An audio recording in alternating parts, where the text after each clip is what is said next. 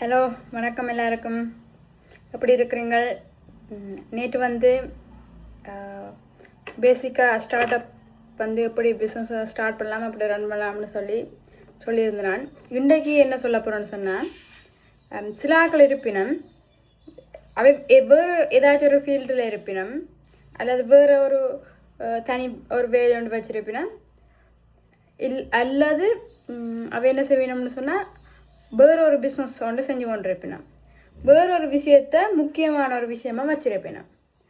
ஆனால் அதையும் விட அதிகமாக ஒரு இன்கம் வந்து ஜென்ரேட் பண்ணணும், அதிகமாக இன்னொரு இன்கம்மை கொண்டு வரணும்னு சொல்லி யோசிக்கலாம்.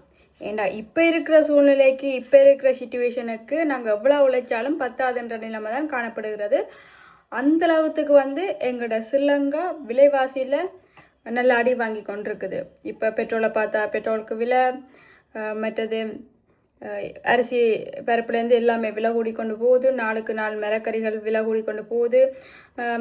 நாட்டில் வந்து இயற்கை அனர்த்தங்களும் வந்து இடம் பெற்று கொண்டிருக்கிறதால நாட்டில் நிறைய வளங்கள் வந்து அழிவடைஞ்சும் இருக்குது.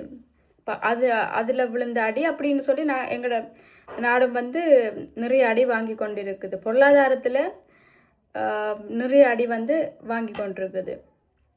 இப்போ நாங்கள் பொருளாதார ரீதியாக வந்து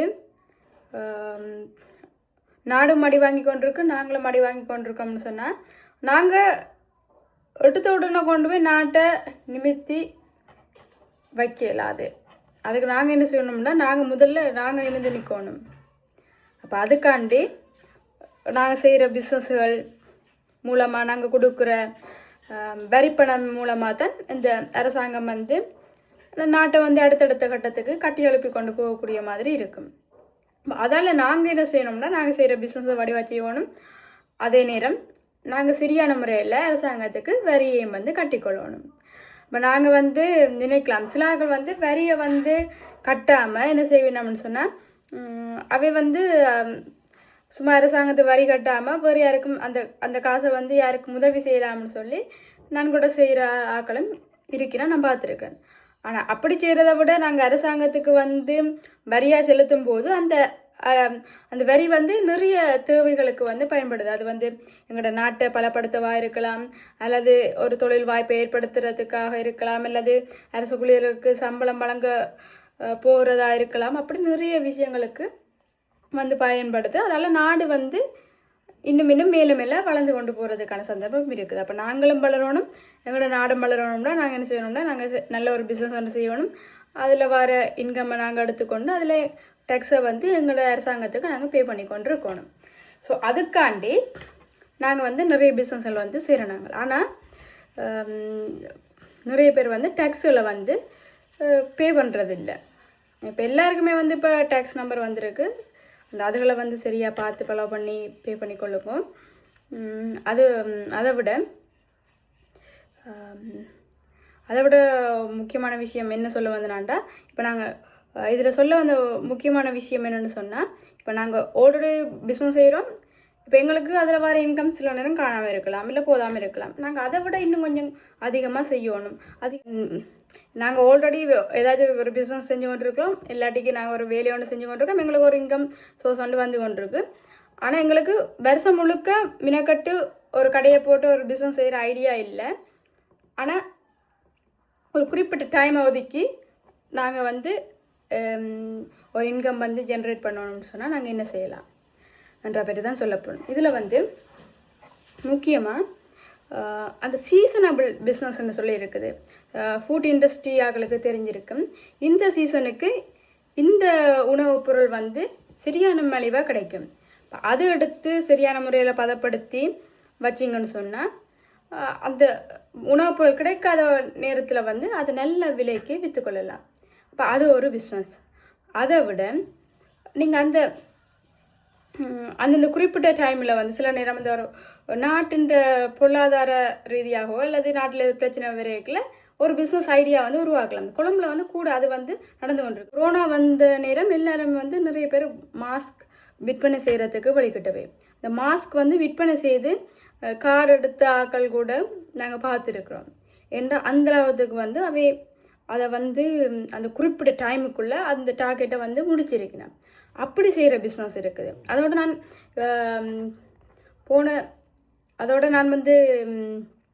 போன வருஷத்துக்கு முதல் வருஷம் நினைக்கிறேன் திருவோணமலைக்கு போயிருந்தேன். நான் திருவோணமலைக்கு போயிருந்த நேரம் சீ ஃபுட் ரெஸ்டாரண்ட்டுக்கு போயிருந்தாங்க. அங்கே வந்து அந்த நிலாவளி பீச்சுக்கு பக்கத்துலேயே வந்து நிறைய ரெஸ்டாரண்ட் இருக்குது.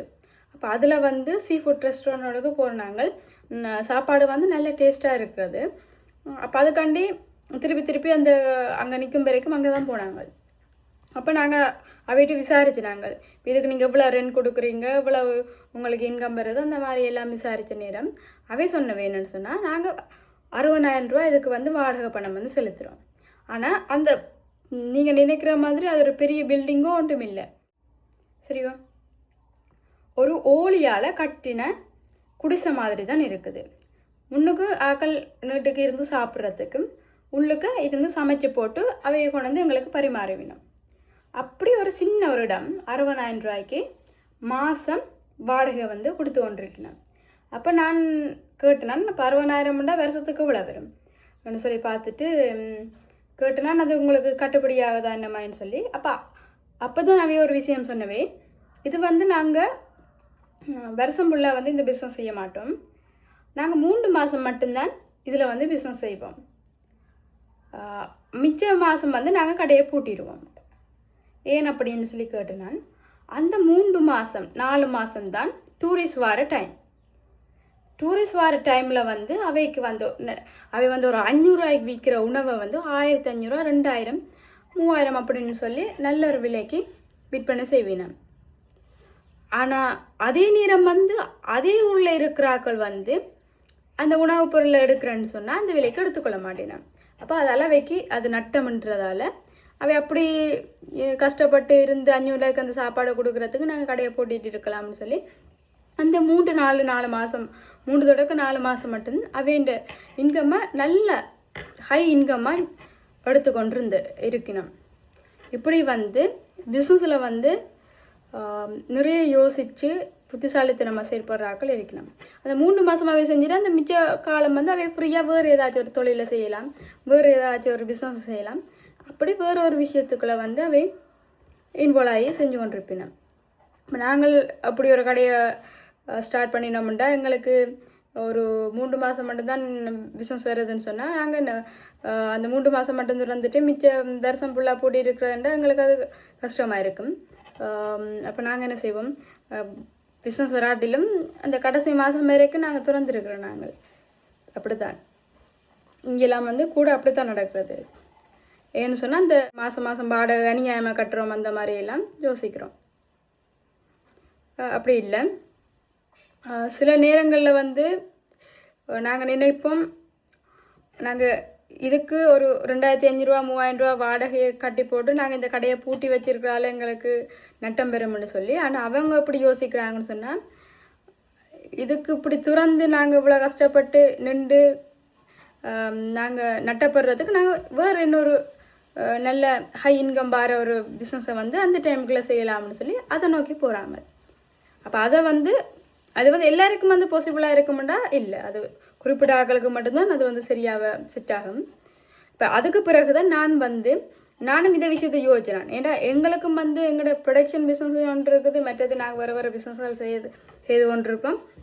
இந்த ப்ரொடக்ஷன் பிஸ்னஸில் என்னென்னு சொன்னால் 3ஆம் மாதம் தொடங்கி 4, 5, 6, 7, 8 வரைக்கும் ஓரளவுக்கு நல்ல ஒரு இன்கம் வந்து ஜென்ரேட் பண்ணிக்கொள்ளலாம். ஏன்னா அந்த டைம் வந்து டூரிஸ்ட் வருவினம். அப்போ டூரிஸ்ட் வாராக்கள்லாம் எங்களுடைய உற்பத்திகளை வந்து அதிகமாக கொள்வனவு செய்வினோம். இங்கே இருக்கிறவையும் வந்து எங்களோட உற்பத்தியில் வந்து கொள்வனவு செய்கிறவை தான். ஆனால் அவையும் விட டூரிஸ்ட் வந்து அந்த டைமுக்கு வரவை அவைக்கு அது வந்து நல்ல லாபமாக கிடைக்கும். இப்படி ஒரு நல்ல உற்பத்திகள் கிடைக்குது என்று சொல்லி அவை என்ன செய்யணும்னா அது அங்கேயும் கொண்டு போகணுன்றதுக்கான குறிப்பிட்ட தொகைக்கு அவை வந்து கொள்வனவு செஞ்சு கொண்டு போவினோம். அப்படித்தான் எங்களோட பிஸ்னஸும் நடக்கிறது. அப்போ நான் யோசிச்சேன், ஓகே நாங்கள் இந்த டைம் வரைக்கும் டூரிஸ்ட்டை டார்கெட் பண்ணி இந்த பிஸ்னஸை செஞ்சு கொண்டு மற்ற டைம் வந்து வார ஓடர்ஸை மேனேஜ் பண்ணி கொண்டு நாங்கள் அதுக்கு பிறகு யோசித்த விஷயம் என்னன்னு சொன்னால், அந்த டைம் வரைக்கும் நாங்கள் இந்த பிஸ்னஸை செஞ்சு போட்டு மற்ற டைம் வந்து வார ஓடர்ஸை வந்து எடுத்து செஞ்சு கொண்டு இருக்கிறது. நல்லா கூட அதிகமாக ரிஸ்க் எடுக்காமல் வேறொரு அதில் வர இன்கம் வந்து கொஞ்சமாக வருதுன்னு சொன்னால் நாங்கள் என்ன செய்கிறது, வேறொரு ஹையாக வர வேறொரு நல்ல ப்ராஃபிட் வர ஒரு பிஸ்னஸுக்கு நாங்கள் வந்து இன்வெஸ்ட் பண்ணுறது. அப்படி நான் வந்து பிரித்து இன்வெஸ்ட் பண்ணினபடியாக தான் எனக்கு கொஞ்சம் சஸ்டெயின் பண்ணக்கூடிய மாதிரி இருந்தது. ஏன்னா நான் முதல் வந்து நான் சரியாக கஷ்டப்பட்டேன். அந்த ஒரு பிஸ்னஸுக்குள்ளே போட்டுட்டு அதில் கொஞ்சம் அந்த சீசனபிள் பிஸ்னஸ் நடக்காத நேரம் அப்படியான நேரங்களில் வந்து எனக்கு கொஞ்சம் நெருக்கடியாக இருந்துச்சு. அப்போ அதுக்கு பிறகு நான் இப்படி செஞ்சபடியாக ஓகே பிஸ்னஸ்ன்னு சொன்னால் எங்களுக்கு கையில் வந்து காசை வந்து பிளங்கி கொண்டே இருக்கணும். அப்படி ஒரு விஷயத்துக்கான தான் நாங்கள் பிஸ்னஸ் செய்கிறோம், ஒரு ப்ராஃபிட்டுக்கான தான் பிஸ்னஸ் செய்கிறோம். நாங்கள் ஒரு பிஸ்னஸ் செய்கிறோம்னா நாங்கள் மேக்ஸிமம் அதில் ஒரு ப்ராஃபிட்டை வந்து எடுத்துக்கொள்ளக்கூடிய மாதிரி தான் இருக்கணும். என்ன செய்கிறேன் நான் சொன்னால் அந்த சொன்ன மாதிரி அந்த குறிப்பிட்ட டைமுக்குள்ளே அந்த பிஸ்னஸை பார்த்தோன்னா வேறு வேறு பிஸ்னஸ்களையும் இன்வெஸ்ட் பண்ணிப்படி இப்போ ஒரு ஒரு 5 பிஸ்னஸுக்குள்ளே 5 இடத்தாலேருந்து கொஞ்சம் காசு வரக்கூடிய மாதிரி செட் பண்ணி போட்டு கொஞ்சம் ஃப்ரீயாக இருக்கணும். இப்போ நேரம் வந்து எனக்கு கொஞ்சம் ஃப்ரீயாக இருக்கணும்ன்றது மாதிரி. ஏன்னா நான் இந்த காலத்தில் தான் உழைச்சும் கொள்ளலாம், அதே நேரம் இந்த காலத்தில் சில விஷயங்களை வந்து சந்தோஷமாக வாழ்க்கையை வந்து வாழ்ந்தும் கொள்ளலாம். அது ரெண்டையுமே பேலன்ஸ் பண்ணணும்னு சொன்னால் கையில் காசும் இருக்கணும், அதே நேரம் எங்களுக்கு இளமை இருக்கணும், அதே நேரம் என்ன சொல்கிறது ஆரோக்கியம் இருக்கணும். இந்த ஆரோக்கியம் எல்லாம் போயிட்டு வயசான பிறகு வந்து எங்களால் சில இடங்களுக்கு போக முடியாது, அதுகளை வந்து பார்க்க முடியாது. நாங்கள் வந்து காலம் ஃபுல்லாக பணத்துக்காண்டி தேஞ்சு உழைச்சி போட்டு கடைசி நேரத்தில் வந்து நாங்கள் அதை எடுத்துகிட்டு போகிறதில்ல. அதனால் நாங்கள் உழைக்கிற காசு மேக்ஸிமம் எங்களுக்கும் அது சந்தோஷத்தை கொடுக்கணும், எங்களையும் சந்தோஷமாக வச்சுருக்கணும். அந்த விஷயத்தில் நான் சரியான கிளியராக இருக்கிறேன். நான் இப்போ அதுக்காண்டி தான் நான் உழைக்கிறேன். நான் ஒவ்வொருத்தரும் ஒவ்வொரு மாதிரி உழைப்பினம், ஒவ்வொருத்தரும் ஒவ்வொரு விதமாக வந்து உழைப்பினம். நான் வந்து இப்படி யோசிக்கிறேன். நாங்கள் வந்து அந்த குறிப்பிட்ட காலத்தில் வாழ வேண்டிய வாழ்க்கையும் வாழணும், அதே நேரம் ஃபைனான்சியல் ஃப்ரீடமாகவும் இருக்கணும் என்றதான் என்னோட நோக்கம். நான் அதுக்கான முயற்சியில் வந்து எடுத்துக்கொண்டிருக்கேன். நீங்களும் அப்படியே அந்த முயற்சியில் எடுக்கணும்னு சொன்னால் நீங்கள் அந்த சீசனபிள் பிஸ்னஸை வந்து கூட செய்யலாம். மற்றது அந்த குறிப்பிட்ட டைமில் வந்து இந்த இந்த ப்ராடக்ட்டுக்கு வந்து சிறிய ஹை டிமாண்டடாக இருக்கும்.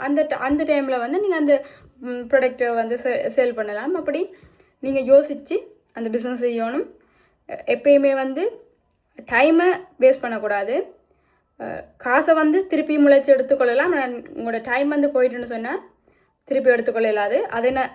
அதனால் நீங்கள் மேக்ஸிமம் உங்களோட டைமையும் வந்து சரியாக கால்குலேட் பண்ணி செலவழித்து கொள்ளுங்க. இது போன்ற வீடியோகளுக்கு எங்களை வந்து ஃபாலோ பண்ணி வச்சுக்கொள்ளுங்க.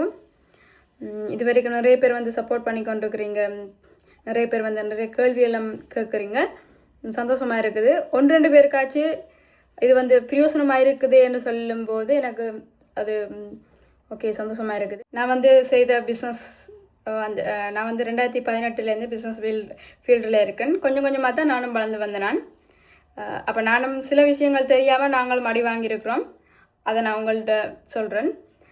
அதே நேரம் நீங்கள் அந்த விஷயங்களை தெரிஞ்சு கொண்டு நிதானமாக போகணுன்றதுக்காண்டி இப்போ நான் உங்களுக்கு வந்து இப்படியான விஷயங்களை ஷேர் பண்ணுறேன். ஏன்னா அந்த டைமில் எங்களுக்கு இப்படி வந்து யாரும் வந்து சொன்னதில்லை. அப்படி யாரும் எங்களுக்கு சொல்லியிருந்தால் சில நேரம் நாங்கள் இன்னும் பெட்டராக மூவ் ஆன் ஆகிருப்போம் என்ற மாதிரி தோணுது. ஏன்னா எங்களை சுற்றி இருக்கிற சூழல் வந்து எங்களுக்கு ஏற்ற மாதிரி அமையும்ன்ட்டு நாங்கள் எதிர்பார்க்கலாது. ஸோ அதனால் எங்களுக்குண்டு ஒரு மென்டரை உருவாக்கி கொண்டு நாங்கள் பிஸ்னஸில் மூவ் ஆன் ஆகி கொண்டு போகணும். நிறைய ஏர்ன் பண்ணலாம், நிறைய என்ஜாய் பண்ணணும். லைஃப்பை வந்து மிஸ் பண்ணிடக்கூடாது. ஓகே, நன்றி, வணக்கம்.